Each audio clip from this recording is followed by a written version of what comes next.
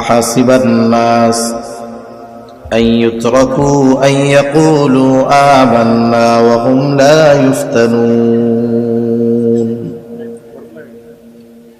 আল্লাহ রাব্বুল আলামিন বলেন, মানুষ কি এটা মনে করে নাকি যে সে নিজেকে মুমিন দাবি করবে আর তার পরীক্ষা নেওয়া ব্যতীত ছেড়ে দেওয়া হবে?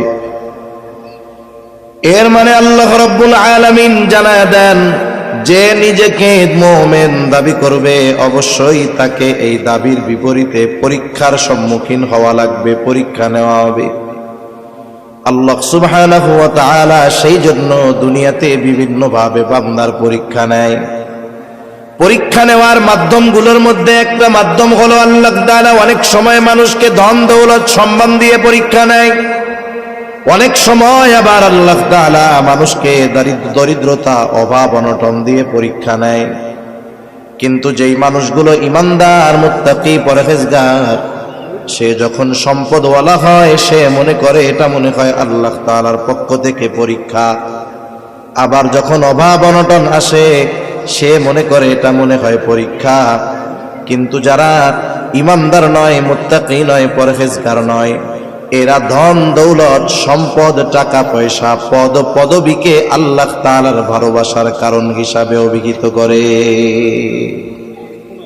দুনিয়ায় এরকম অনেক মানুষ আছে যারা নামাজ কালাম পড়ে না, একেবারে নাফরমানি করে, গুনার কাজের মধ্যে ডুবে থাকে, কিন্তু অনেক টাকা পয়সা আর সামাজিক সম্মানের অধিকারী। এমন লোক আপনাদের এলাকায় আছে তো? এই ধরনের মানুষগুলো মনে করে টাকা পয়সা ধন দৌলত সম্মান এগুলো মনে হয় আল্লাহর ভালোবাসার প্রতীক।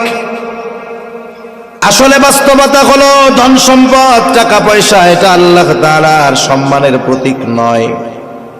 যদি এই দুনিয়াতে টাকা পয়সা আল্লাহ তাআলার ভালোবাসার প্রতীক হতো, অর্থাৎ আল্লাহ তাআলা যাকে ভালোবাসে তাকে যদি টাকা পয়সা দিত, অথবা যার টাকা পয়সা আছে তারে অনেক আল্লাহ তাআলা ভালোবাসতো, তাইলে বলেন তো এই দুনিয়ায় আল্লাহ তাআলা কারুনকে তাইলে কম ভালোবাসতো নাকি?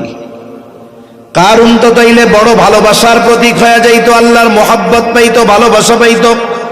কিন্তু কি বলেন আপনারা, কারুনকে কি আল্লাহ তাআলা ভালোবাসে নাকি? কত সম্পদের মালিক!